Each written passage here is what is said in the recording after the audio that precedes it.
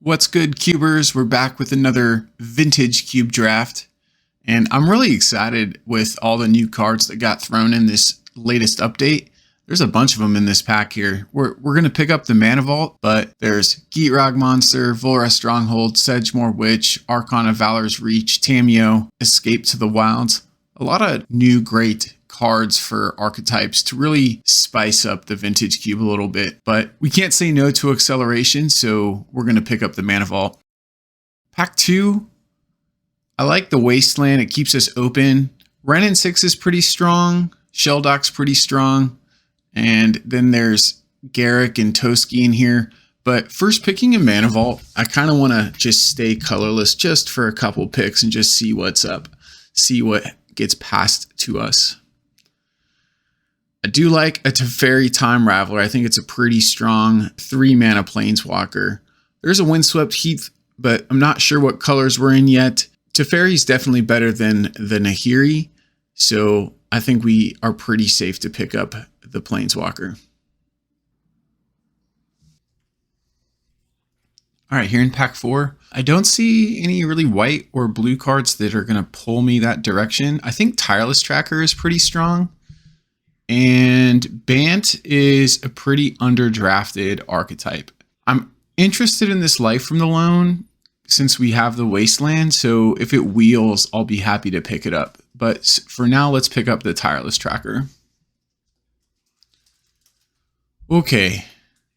I love me a Badlands, but we are not black or red. I think Skull Clamp is pretty powerful here. There's also Ewit and Worldly Tutor.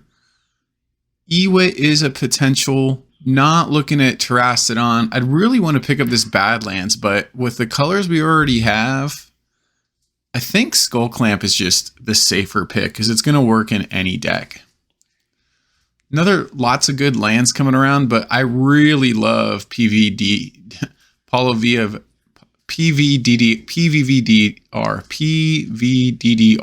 Elite Spellbinder. So, all right, this next pack. Giver Runes over Cathar Commando. I like the utility of Cathar Commando just a bit more. And we're kind of settling into some easy Bant. We could easily move away from blue or green. White, we have 3 cards, but I really love that we have a Wasteland, a Mana Vault, and a Skull Clamp. Since we were looking at white and green, I'm happy to pick up the Overgrown Farmland here. Eater of Virtue, I have not been able to play with it yet. And oh, sweet Stoneforge Mystic with the Skull Clamp. Really happy to pick that up. And I'm going to keep my eyes out for some other equipment. I do like Scavenging Ooze. Scavenging Ooze would be pretty sweet as well. But after you pick up a Skull Clamp, you really like to see the Stoneforge Mystic. There's a Toski, but there's also a Lion Slash. Considering we didn't get a Scavenging Ooze, we can pick up the white Scavenging Ooze from Kamigawa. Now, it is tutorable by the Stoneforge Mystic, but I think I'll probably start with the Lion Sash in the sideboard. I have not really had great success with it yet in the main board because it is a little expensive to both play and reconfigure, and you have to use white mana to exile the cards. So if we come up against a Reanimator deck, I'll be happy to play it in the main board. I really don't like Thalia, but I don't think I need a Disenchant since we do have the Cathar Commando. There's a Porcelain Legionnaire and a Sunbaked Canyon. Not looking to do the Kiki Jiki thing. Porcelain Legionnaire could make the main deck. Spirit Heliod, probably not going to make the main deck. It's just too expensive for an Anthem. I do like Baneslayer Angel for the sideboard against some aggressive strategy. And wow, Giver of Runes wheeled. Sweet. All right, so definitely solidifying into white. White is usually always open. Tireless Tracker could be cut. We could cut a Teferi, but let's see what we open here in pack 2. So Hero Bladehold is the best white card in here. It's the only white card. Chill. There's also an Endurance and an Augur of Autumn and a Dak. I'm really considering the Dak Faden, but then that's going to require us to play red as well. And I didn't see a lot of red fixing going around. I do really love Dak. I am interested in trying out either the Endurance or getting the Augur. The thing is, the Endurance has 2 mana pips, 2 green mana pips, so it's a harder to cast if we're in a base white deck. I have personally been kind of blown out just from the flash nature of the creature myself, and it also hates on graveyards. So we're definitely got some good graveyard hate going on. Okay, here's an interesting pick between Sylvan Library and Dismember. I love Dismember. It goes in any deck, very easy to cast, but the card advantage from Sylvan Library cannot be undervalued, or it cannot be, you got to recognize that the card advantage of Sylvan Library.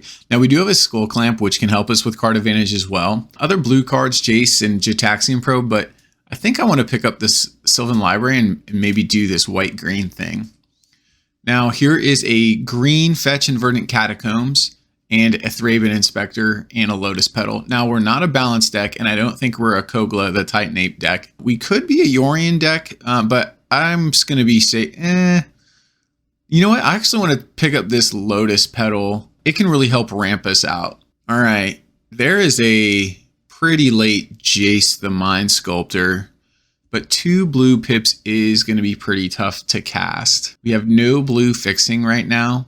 I'm not really interested in the Ponder since we have the Sylvan Library and the Skull Clamp. The other cards for our deck would be Flicker Wisp and Kitchen Finks, but I think we can speculate on a Jace potentially here. So yeah, let's grab Jace and throw Jace in the deck, and maybe we'll get some great fixing like a Flooded Strand. Flooded Strand, pretty hard to say no to since we don't have any blue-white duels, but we can search up an island or plains if we need to. Wow, a lot of fixing come around here with Arid Mason, Savannah. I'm not looking to be super controlling, so I'm not super looking at Teferi or Daze, but Savannah being searchable off the Flooded Strand is exactly what we're looking to do. Here we have the choice between Intrepid Adversary, Hex Drinker, Ephemerate. We don't really have any ETB effects, so not looking at Ephemerate, though I do like the card. I have not played with it a ton, I just like the idea of the card. Hex Drinker, very powerful, kind of a must-answer threat, good in the early game and late game, so we'll pick that up. And then Prismatic Vista versus Esper Sentinel. I would love to get an Esper Sentinel here, but Prismatic Vista is probably something we need. And now we're faced with a choice between Hero Bladehold and Waterlogged Grove. I'm a sucker for having good mana, so we'll pick up the Waterlogged Grove, which can allow us to draw cards later in the game. Oh, there's a Batterskull. So our equipment's looking pretty decent right now with the Lion Slash, the Skull Clamp, and the Batterskull. And then we get a wheeled Thraben Inspector, Yorion, Shark Typhoon. I'm pretty down for all these cards, but I think I'm just going to be down for the white Ancestral Recall, which is Thraben Inspector. There's a Flicker Wisp, pairs well with Thraben Inspector and Elite Spellbinder, so we'll pick that up. And Stoneforge Mystic, pairs well with a lot of the cards we have. I'm still kind of on the fence for this Jace with its 2 blue mana pips. We'll have to see what other fixing we get. Ooh, I think Sun Titan could be pretty good in this deck. We have a lot of 3 and 2 drop permanents. Council's Judgment, okay, good universal answer. Then you can see white is just always so open. And Intrepid Adversary is a 15th pick. That'll definitely probably make the main board as well. So gonna drop out the Jace here. We just didn't really get a lot of blue fixing. We have the Flooded Strand. We do have a Prismatic Vista and a Waterlogged Grove, but I just don't think we can routinely cast 2 blue mana pips. All right, into pack 3. I really want to try out this Gilded Drake. I'm very interested. I run Gilded Drake in my own personal cube, and I want to see how it plays here in the broader MTGO Vintage Cube. But in terms of the best card in the pack for us, I think it's going to be the auto select Path to Exile there. The removal, we don't really have any removal right now. We have the Council's Judgment, and that's about it. So Path to Exile is going to be a kind of a key card, I think. And I think we'll get something to wheel here. And ding, ding, somebody passed us a Mox Sapphire. That makes our blue splash much better. And it's a Mox. Nice. That was a super strong pack. And then we go straight into a Mox Diamond. Oh, I want to snap this up. The blue and the white cards in there are super replaceable in that pack. So we're going to slam this Mox Diamond. So 2 picks in a row, Mox. Nice. Okay, there's a Horizon Canopy, a Solitude, a Dreamroot Cascade. I'm really liking these sacrifice draw lands that have been added to the cube. I just think it's another great way to provide fixing with also some upside for drawing cards. The life loss, I'm not sure how to weigh the life loss yet, but right now I'm just considering Dreamroot Cascade, Horizon Canopy, and Solitude. And I think I just want to make my white-green mana even better. So we'll pick up the Canopy. All right, Gideon, Avacyn, Karmic Guide, Simic Signet, V-Click, but though V-Click is another 2 blue mana pip. So I think the choice is between Gideon and Avacyn.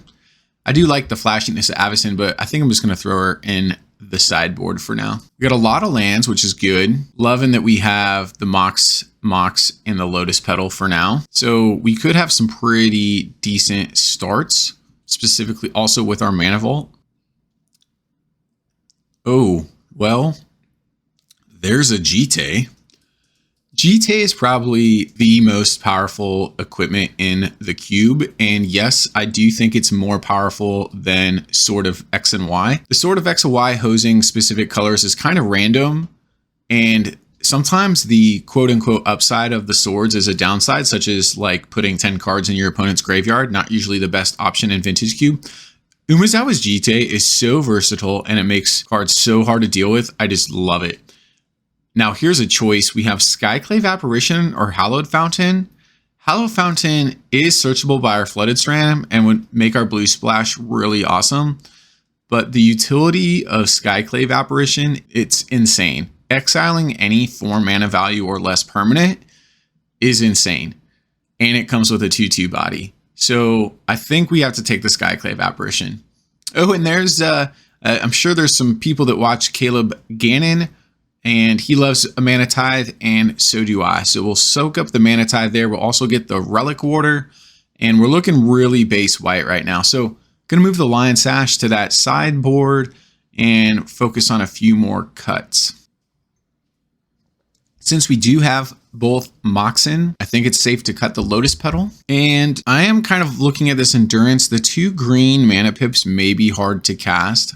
All right, here's a choice between Mother of Runes and Gideon Ally of Zendikar. But there's also Brazen Borrower. I think the interactivity of Brazen Borrower is pretty good. And with the release of the Wandering Emperor in Kamigawa, there's a lot of hate going down on Gideon Ally of Zendikar, and I kind of understand why. It's just kind of losing some of its Vintage Cube stability. So let's actually sneak this Brazen Borrower in.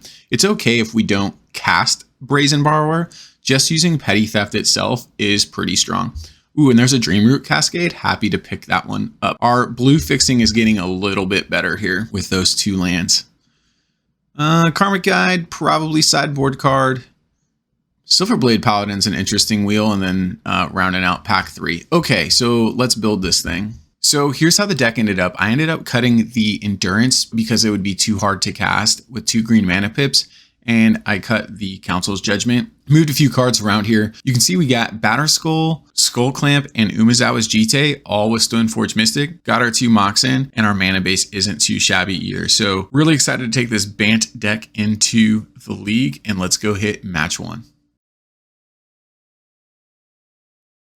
Since y'all love Cube so much, I wanted to tell you about a Cube event happening this fall in Madison, Wisconsin. CUBECON is a celebration of all things Cube, a big get together of the Cube community. We're going to play a ton of unique cubes in a competitive draft environment, meet fellow enthusiasts, artists, attend panels, community focused events. Details on the event, like dates, are still being ironed out, but go ahead and follow MTG CubeCon on Twitter for all the latest info.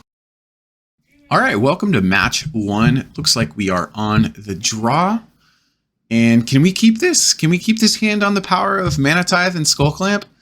I think we can. I think Mana Tithe is that good. We're hoping to draw one of our green sources, and then this hand is just pretty decent. Oh, okay. Looks like we're up against Mono Red, Bomat Courier. In my personal cube, I plan to swap Bomat Courier out with Rabbit Battery, the new card from Kamigawa. So I'm excited to see how that plays out. All right, Leonic Relic Warder was a pretty good draw just because we have a target already.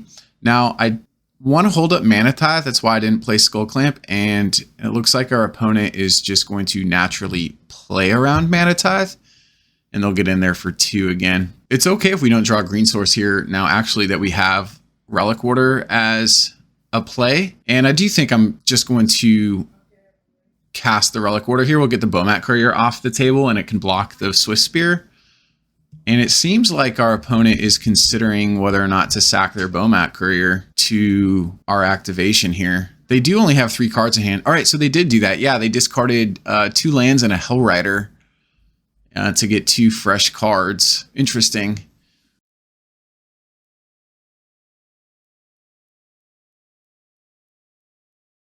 If they do attack, not sure if I'll block or not. Pretty aggressive attack. Let's actually just reset blockers here and we'll let them keep their Swift Spear around. Ooh, and we draw a Jitte. Okay, so we're a little kind of starved on mana. So our options here are to play the Jitte or to play the Skull Clamp and equip. And I think I just want to get the Skull Clamp online. We really need to draw some lands. We'll just give them 1 turn to resolve a spell. And if they don't, we'll be in a good position. Oh, and they don't attack either. Okay. All right, so now we have a Giver of Runes draw. So that's pretty good. And then we have Mana Tithe held up. They didn't have any plays last turn. They also didn't play a mana. So I'm feeling pretty stabilized here. I love that our Relic Order has the Skull Clamp on it because that's going to be some great card draw. Really need lands. Okay, great. There's a land. This is going to allow us to play our Jitte and hold up Mana Tithe, or we could play Hex Drinker and hold up Mana Tithe, or we could play Brazen Borrower. I kind of just want to get the Jitte on the battlefield because Jitte will take over this game if we are able to equip and attack. There's a tap land from our opponent. Yeah, happy to see that. So they're definitely, they must have some big cards in hand because not a lot is happening right now. We draw a Path to Exile. That's also good. Again, going to hold up Mana Tithe and Path to Exile. I will attack here now that we have a Jitte on the board. If they want to trade, we're going to get to draw 2 cards and put 2 counters on our Jitte, and that's just phenomenal. They do elect to trade. So let me stack these triggers. Yep. Get the Jitte and draw me 2 cards, please. Sweet, another land. I think I can play Hex Drinker now. You know, not leveling it up kind of telegraphs Mana Tithe, but sometimes the opponent just can't afford to play around Mana Tithe. That's just how it works sometimes. And we have mana to cast Skyclave Apparition. Yeah, things are looking pretty good for us here. There's 4 mana, and there's a Mana Tithe on the Showdown of the Skulls. I wonder if our opponent will concede on this one. Yep, they would. They did. I would as well. Facing an active Jitte is kind of disgusting. So we're up against red. I want to try to stabilize a little bit earlier. I think getting some additional lifelink could be good, or first strike could be good. We have a couple of options here. So we can bring in the Baneslayer, the lifelink. If we just get it on the board, like it'll probably just win the game for us. And I do like the first striker as well. So let's take out the Sylvan Library. Yeah, it's card advantage, but it costs life. I don't really want to be paying life against red. Let's see. I want to get Endurance in because the flashiness of Endurance can just kind of blow out a red opponent. I need to swap a couple lands around here since we're putting in another green mana pip. And now we need to make one more cut. Can probably cut like the Cathar Commando or the Silverblade Paladin. We'll cut the Silverblade Paladin. We're on the draw, so it's going to be not as good as on the play. And we'll go back with this 40. Yep, this looks like a great hand for us. We'll be able to get a turn 2 Porcelain Legionnaire down and then a turn 3 Teferi or hold up Brazen Borrower, depending on what our opponent does. So I like it. Hoping our opponent just doesn't lead out super aggressive. Mother of Runes. All right. Not ideal, but we can probably play around that. Another land, that's fine. We don't have any turn 1 plays, so I think we can play the top land here and just pass the turn. Not sure if that was right. You know, makes us susceptible to the wasteland, so maybe should have just led on a basic plains. Ragavan. Ooh, Ragavan not dashed. Ooh, and Skull Clamp. Okay. They could have done all that and dashed, whatever.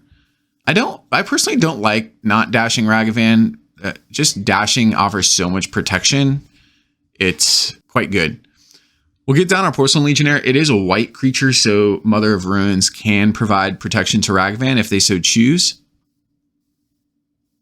Okay, they stomp. All right, well, no first strikings for us. This is going to allow Ragavan to get in there and do its pilfering. What is Ragavan pilfer? A Cathar Commando. Okay. Oh, and they have the mana to play it. That makes our Umezawa's Jitte not so good. And it's a 1 toughness creature that they can just equip the clamp onto. It's pretty good. So Teferi, down tick, not too great. There's a Mox Diamond, so we can have 4 mana this turn. All of our opponent's creatures have 1 toughness, which means 1 hit by Umezawa's Jitte is going to be backbreaking against our opponent. So what I'm thinking we should do is pass the turn here, and then we're going to flash in our Brazen Borrower end of their turn, and then we'll have 4 mana next turn, and we can play and equip the Jitte and get in there. And then they play another 1 mana creature or 1 toughness creature. They have so much Skull Clamp activations, it's kind of insane. All right, our opponent gets in there for 5. We're kind of taking a beating here. This Jitte is gonna have to do some massive work, and I just don't know if it's enough. Oh, they exile our own Hex Drinker. That's unfortunate. We would have been able to play that next turn too. All right, they're gonna level up the Hex Drinker. All right, so that's gonna make the Hex Drinker a 4/4. We can bounce it with Teferi and put it back in our hand, which will be good, but we're a turn away from doing that for now. So like we planned, let's flash in our Brazen Borrow here end of turn. And then we'll plan to play and equip Jitte during our next turn. Batterskull. Batterskull could be super helpful here with the lifelink. Yep, we will not pay for Esper Sentinel. So many targets right now. I don't know if we're going to be able to survive a turn. Maybe. All right, so we get our triggers on our Jitte, and let's kill the Cathar Commando. And then to save the most damage, I think we just kill the Ragavan. It's just really enabling their game plan right now. We are going to have to dodge a land. If they get a land, then our opponent can level up the Hex Drinker to protection from everything, and I don't think we'll be able to erase it then. Okay, they have a land. As long as they choose not to level up their Hex Drinker, we have a chance. There's a Goblin Guide. Okay, so that's 4, 6, 7, 8 damage right now. And a Hell Rider. Okay, yeah, no, that'll do it. So let's run to game 3. Quick check of the sideboard. I don't think there's any changes we want to make in addition to what we already did. So let's just run it back. We're on the play. And this seems like a keepable hand. We have the Mana Vault. The Wasteland, not as ideal, but the Flooded Strand can get us white and green mana. So I think it's a keep. So let's go get our Savannah. We'll get the Mana Vault on the battlefield. We could play Porcelain Legionnaire turn 1 here, but I think I want to wait 1 more turn, because if we wait 1 turn, we'll be able to play both the Cathar Commando and the Porcelain Legionnaire, and that'll be much better. Ragavan. Again, not dashed. All right, well, we're going to be able to play 2 blockers, 1 with first strike, so that's pretty good. Elite Spellbinder, pretty decent as well. Because we have the 5 mana, let's just get the Batterskull online. It's a 4/4 Vigilance lifelink, and it's going to be hard for our opponent to deal with. I love lifelink against red decks. Bomat Courier, not going to do it. So they can attack into the Batterskull now, and we're just going to be able to start getting in there for some great life swings. Nice. Mana was an awesome draw. Now, we kind of have some tension here. Do I want to wasteland the Inspiring Vantage or play Spellbinder? So we can search up a forest since we have the Endurance in hand. I kind of just want to play Spellbinder here and tax whatever they have going on in their hand. Our opponent has no good blocks, which is sweet. And yeah, let's tax what's going on in their hand. It'll give us some info. And we'll be able to make a wasteland decision later. Oh, geez, they're holding Wheel of Fortune and 4 lands? Oh, man. Now they're holding 4 lands and attacks Wheel of Fortune. That Elite Spellbinder was a good choice. Because now our opponent's got literally nothing going on. So our opponent needs 5 mana to cast Wheel of Fortune. This seems kind of like a desperation Bomat Courier, and I will block this just for the life swing. I think they're going to pitch their 3 lands or whatever else they drew for whatever this one card is. They are not. Okay, that was a okay, so they wanted to get a point of damage so they could lightning bolt the Batterskull. I get it. I get it. Worth it still, I think. There's a Relic Warder. So we can still wasteland here and play either Porcelain Legionnaire or hold up Cathar Commando, or we can hold up Endurance. We'll get in there for 3. So a lot of good lines. We know our opponent really doesn't have much on. I'm really tempted to wasteland the Inspiring Vantage here. So we can flash in the Endurance, though, by doing it this way. So we're kind of showing blockers down. I'm hoping they kind of attack in with the Ragavan. And yeah, this is why we drafted Endurance, is we can just kind of blow out our opponent here. We're going to get a free block on the Ragavan, and we're going to put a 3/4 with reach onto the battlefield.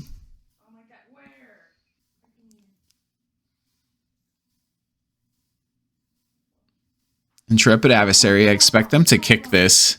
The lifelink is important on this card.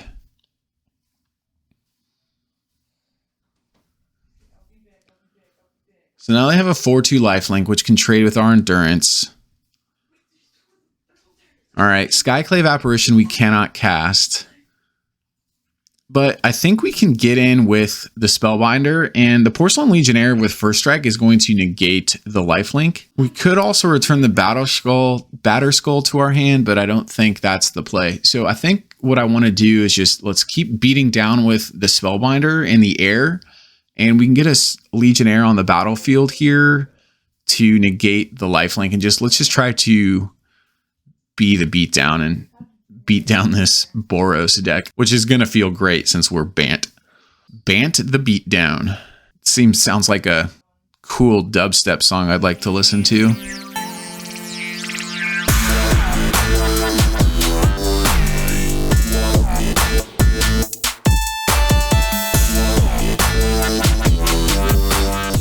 Yep, so just the Spellbinder, holding the Endurance back. I don't want to trade. I really just don't want to give our opponent 4 life. We can wasteland the Inspiring Vantage, keep them off that Wheel of Fortune a little bit longer, and we'll get our 3/1 First Strike on the battlefield.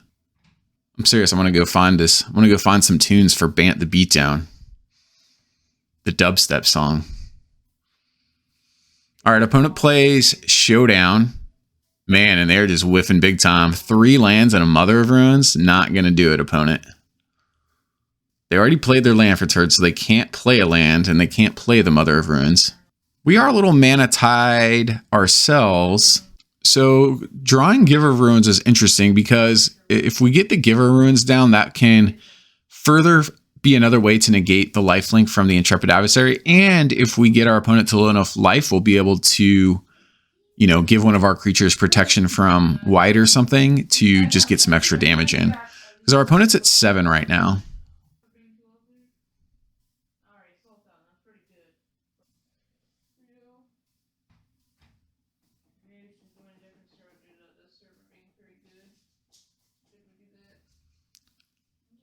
Okay, our opponent untaps, and they do play Mom from the Exile Zone, triggering the Showdown, putting a counter on the Intrepid Adversary. One more counting, and they'll be able to attack through our First Strike, which would be pretty bad. And either they got no other spells, which is super unfortunate. They just have like one unknown in hand. Because one of their cards is, I think, at least the mountain. Oh, it's a lightning bolt? Okay. That takes care of our blocker. They have a pretty good attack now with their lifelinker. And they don't attack. Interesting. I mean, a 6-point life swing is pretty good. We draw Hex Drinker, so can't kill them yet. We can give our endurance pro white, but that's only going to be 6 points of damage with the Elite Spellbinder. So we can either play the Hex Drinker and level it up, or we can hold up Cathar Commando and just plan to flash it in. I kind of want to just flash in the Cathar Commando, because if our opponent uses their Mother of Runes to give the Intrepid Adversary like pro green and they attack in, then we can flash in the Cathar Commando, block, and give our Cathar Commando pro white with the Giver of Runes and negate the life gain. So I think that, yeah, that's what we want to do. All right, so they cast Wheel of Fortune, pumping up their adversary. All right, we're going to flash in the Cathar Commando in response here. To that way we could have two different colored blockers on the battlefield, which means no matter what they name with Mother of Runes, they can't gain the life here. We get a sweet hand off the Wheel of Fortune. Thank you, opponent. They get another counter. This time they're putting it on the Mother of Runes. Sure. But I just don't know how they're going to get out of this right now. All their creatures are white. We can name pro white next turn on our endurance and then get in with the Elite Spellbinder and the endurance, and that's going to be game. So I actually don't want to play the Mox Sapphire right now because that will trigger the Esper Sentinel. I don't want them drawing anything crazy. I don't know what they could draw in white and red, but we'll just make sure they don't draw it by not giving them a draw step.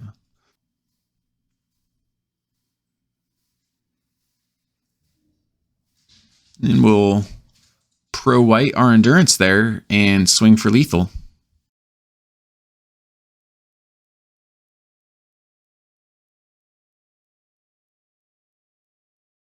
GG's. All right, we're going to jump straight into match 3 because we won match 2 as a real quick win and our opponent kind of got mana screwed and not a fun game to watch. So we're going into match 3. This is the finals for the trophy and it looks like we are on the draw. All right, this first hand, 2 planes, no green sources. I think this one has to get shipped back. It's just not quite good enough. I would kill for a green mana in this hand, but Giver of Runes on its own and Path to Exile and then just hoping to draw mana is not going to work. So let's mulligan this one and ship it back. Yeah, this is much better. The question is what to put back. So I actually want to get this Sun Titan down. I think it's going to be really strong. So Mana Vault's really going to help enable that. We need a second white source to cast Skyclave Apparition, but I really like the Cathar Commando. I like Skyclave. I like Sun Titan. I think I'm going to ship back the Brazen Borrower, even though we could cast Petty Theft. And we'll go like this. We are on the draw, so hopefully we can draw some additional lands here. Opponent leads on Swamp Chrome Mox. They exile, looks like a Goldspan Dragon, and then they get a Bitter Blossom down. I'm really glad that we kept Skyclave Apparition and Cathar Commando because both can answer this Bitter Blossom. So I want to set up for that. We'll play the Flooded Strand in case we get another white source. I want to be able to cast my Skyclave Apparition as soon as possible. And because we drew the island, I don't need to play the Dreamroot Cascade tapped. I can play it on turn 3. So we'll lead on Flooded Strand and see what's up here. Bitter Blossom over there doing Bitter Blossom things. Love Rebecca Guai's art. And then we get hit with a Hymn to Turak. Oh no, we lose our Mana Vault. All right, I should have definitely played the Mana Vault. That is a huge misplay. I don't know what I was thinking. I obviously just spaced. So don't follow suit. Y'all just play Mana Vault turn 1. Our opponent played a Skull Clamp. So Skull Clamp with Bitter Blossom is nuts. And they're going to have a lot of card draw access here. So we need to take care of the Skull Clamp and or the Bitter Blossom. Be a lot easier if we had a Mana Vault on hand. Our opponent cast Collective Brutality against us. Luckily, we have no instants or sorceries in hand, so it does whiff. So I'll take that. But now our opponent sees what's up. They see that their Bitter Blossom or Skull Clamp is not long for this world. I'm still a little upset with myself for not casting that Mana Vault. I don't know what I was thinking. Big punt. All right, we can recover from this. Our opponent is all the manas over there with Ancient Tomb and Chrome Mox. We're going to crack our Flooded Strand and get our Savannah. And then we need to flash in this Cathar Commando. And now the question is, do we blow up the Bitter Blossom or do we blow up the Skull Clamp? Here's the thing. I think I need to take care of the Bitter Blossom. We need a second white source to play the Skyclave Apparition. I just don't know if we're going to draw it. We did draw a Tireless Tracker. Would love to have Mana Vault online. So let's take care of the Bitter Blossom. It is going to leave the Skull Clamp on the battlefield, but right now they only have one more fairy token for which they can equip. And we're going to have to pass the turn here. We just need to draw some manas. So opponent gets in there. I expect them to equip the Skull Clamp. Yep, there they go. So they draw 2 more cards.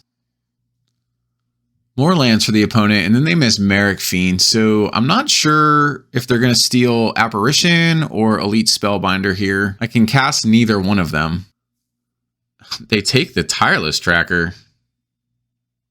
Wow, I did not have that on my radar. We draw a Batter Skull, so again, we're just going to have to pass the turn here. Come on, third mana source. At least our opponent's not doing anything. Okay, we draw our own Skull Clamp, so if we get some mana, we can equip this thing to a creature. Luckily, our opponent has just not been doing much. They're apparently flooding out a little bit. They have access to, looks like, 8 mana, and they didn't do anything with 3 cards in hand.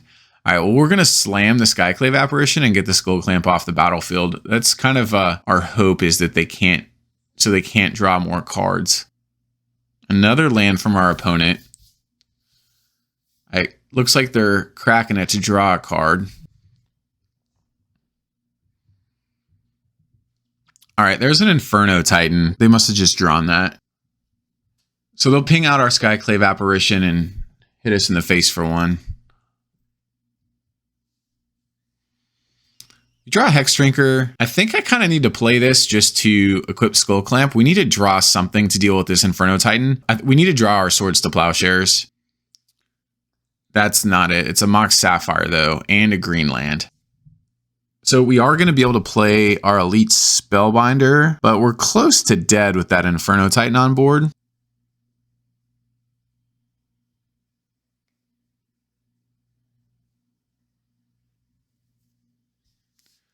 What do they got going on? A Blood Chief's Thirst, which they can pay, and a Destructive Force. Okay. Yeah, I think they can just play Destructive Force soon. They have access to, looks like, I think 8 mana right now. 1, 2, 5, 6, 7, 8. Yeah. If they play Destructive Force next turn, we're just going to have to go to a game 2 because we won't come back from this without lands.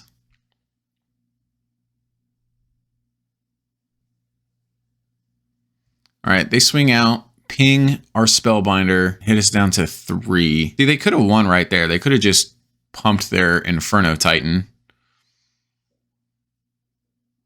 But they drew a land, so this is the Destructive Force. Yeah. All right, so that'll do it. It's a good game. Let's go to the sideboard. I didn't really see anything in our sideboard here, or I don't see anything in our sideboard here. Maybe a Council's Judgment to deal with an Inferno Titan. We can take out our 1 toughness creature. Thalia may also help. They were casting a lot of non-creature spells. The question is, what are we going to cut to make space for it? So we can take out the Silverblade Paladin again. That seems to be a common cut out of our sideboard in this deck for some reason. All right. Wow, we have a lot of mana here with this hand. No 2 white sources yet, though, so we can't quite play the Skyclave Apparition, but there's just so much mana here, and we do have the Waterlogged Grove, which we can sack to draw a card. I want to keep this. We'll definitely be able to hold up Mana Tithe. Oh, I guess we do have our second white source with Mox Diamond, so we'll play the Mox Sapphire, we'll play the Mox Diamond, we'll pitch the Forest, and then we can play the Flooded Strand to thin our deck a little bit since we're good on mana. So here's 3 mana turn 1 opponent, and I'm going to do nothing. Tap land for our opponent. All right, we'll go fetch up our Savannah. Hex Drinker was a great draw. I do want to keep Mana Tithe up, so this is going to be a little awkward that we're not going to level it up to a 4/4 this turn.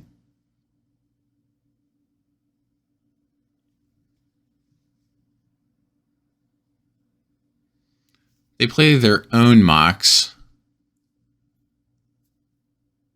They play a Liliana. Yeah, that's going to get Mana Tithed. See you, Lily. Love me some Mana Tithe. Get tithed, bro. All right, we draw another land, but we can sack our Waterlogged Glove to draw a card. I want to level up this Hex Drinker just a little bit here. And then I want to get their Mox Pearl off the battlefield. Just hold them out on mana a little bit. I don't know if that was right. It was pretty aggressive. Potential we should be saving that Skyclave Apparition for another card. We could have just drawn off our Waterlogged Grove instead and held our Skyclave Apparition. But I mean, our opponent is playing discard, so I kind of like playing all the cards in our hands. We'll see. All right, they Blood Chief's Thirst, which is a sorcery, and it only costs 1 because Hex Drinker is a 1 mana value spell. And then they play Bitter Blossom, which I would love to Skyclave Apparition, but cannot. All right, well, let's draw off this Waterlogged Grove. Brazen Borrower is interesting. Not really good at attacking into 1/1s. So do we play Petty Theft against Bitter Blossom or just hold it? Let's just hold it for now. They are going to get their 1/1. All right, they Inquisition. Would have loved to Petty Theft last turn because then it'd be safe in exile right now. So we can either Petty Theft or we can cast Brazen Borrower. I kind of just want to get Brazen Borrower on the battlefield. Yeah, it doesn't really fit well against 1/1 blockers, but we don't have to attack with it right now. So Inquisition resolves and doesn't nab anything because we responded to it. We just need to deal with this Bitter Blossom. Ooh, this helps. Intrepid Adversary is going to allow us to pump the team. We'll be able to attack in. So that was an excellent draw. Always remember to pay for Intrepid Adversary. I've definitely clicked OK before that happens. All right, so now we got some counters pumping our team and we're able to get in there. So that was great. That's a big hit. That's a 7-point life swing. Plus their Bitter Blossoms pinging them. Now they're down to 5. Okay, we may have a road to some victory here. Another land across the table. All right, we get the Bone Shredder. It's definitely going to take out the Intrepid Adversary. Yep. All right, we got our big attack in, but now we got to figure out a way to get a few more points of damage. Plains is not going to do it. We can't attack in with our Skyclave right now. They're just going to trade at the Bone Shredder, so I'll at least want to make them pay the Echo cost. So we'll just sit back, pass the turn. All right, the opponent does not pay the Echo cost for the Bone Shredder, and they take another point of damage from their own Bitter Blossom. All right, our opponent passes the turn. Stoneforge was an excellent draw. Oh, let's go to our equipment here. We have our choice, and it's going to be Umezawa's Jitte because we can play and equip this turn. I am okay to trade out our Skyclave Apparition here to get an activation on the Jitte. They're going to have to double our, and then we'll be able to use the last counter from the Jitte to take out their last token. And then we'll have another counter next turn to take out the next token. Yeah, Stoneforge Mystic, amazing. Jitte, amazing. Now we can just sit back and remove tokens.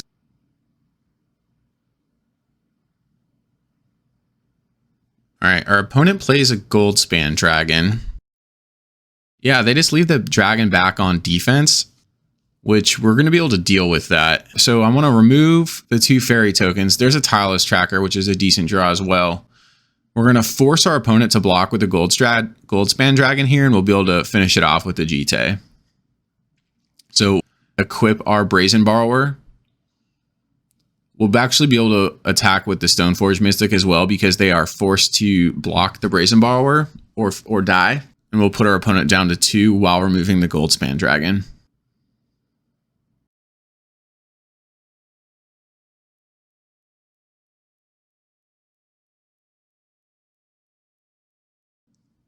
And we'll just play the tireless tracker. It's another threat. Okay, cool. So we edged our opponent out on that one. Awesome. All right, so quick look at the sideboard. I think we just run it back the way we had it. Karmic Guide's interesting because it's pro-black, and we also have a Baneslayer to protection against dragons, but it's kind of edge cases there. I think our deck's positioned pretty well, so let's just draw well here in game 3.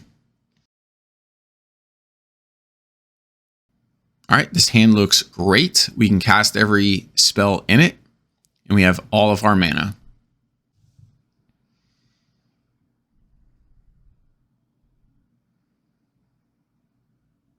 Sun Titan, fine draw. Can't cast it yet, but maybe by turn 6. We'll get a Hex Drinker online here, turn 1. All right, our opponent Unholy Heats that. Unfortunate, but kind of expected. Hopefully we can draw one of our 2-drops here. Night's Whisper and Mox Pearl from our opponent. All right, we draw another land, which, okay, no 2-drop. We'll have to pass the turn. But next turn we'll have Skyclave Apparition or Tireless Tracker, whichever one we want. All right, so our opponent plays Liliana. We do have the answer for that with Skyclave Apparition, so that's what I'm leaning towards right now. But actually, there's no cards in our opponent's graveyard for them to recur, and our Tireless Tracker does not die to the Liliana on the Liliana's uptick. So actually, let's play Tireless Tracker. This will allow us to play and crack our Prismatic Vista while attacking as well next turn, and we can always play the Skyclave Apparition to get rid of the Planeswalker. So this will also allow us to play Giver of Ruins. Okay, Bone Shredder.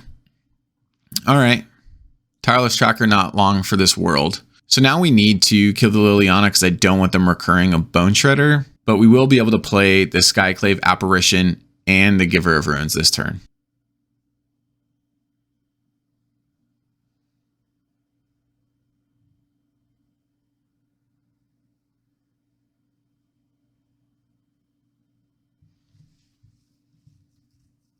Then we'll pass back to our opponent.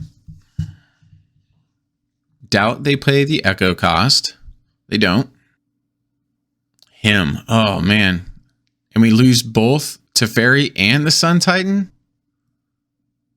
That him was pretty good for the opponent. And then they Chain Lightning our Giver of Ruins. All right, Spellbinder was a decent draw. Happy to do that. And at least our land draws us a card. So I like that as well. Let's see what they got going on. They got a Goldspan Dragon. Okay, well, we can tax that and get in there for 2. So their Goldspan now costs 7. So they're a few turns away from it. And our opponent just passes right back. That's great. We can crack our Waterlogged Grove. We draw Plains, but that's fine. And there's a Mana Tithe. Oh, man, Mana Tithe may be great.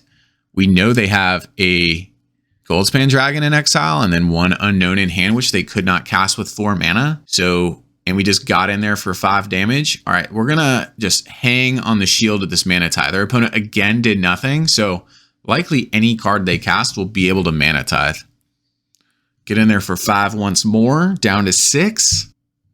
Oh, poor opponent. Now they got nothing going on. And then we're going to be able to pump our team with the Intrepid Adversary here and attack for lethal.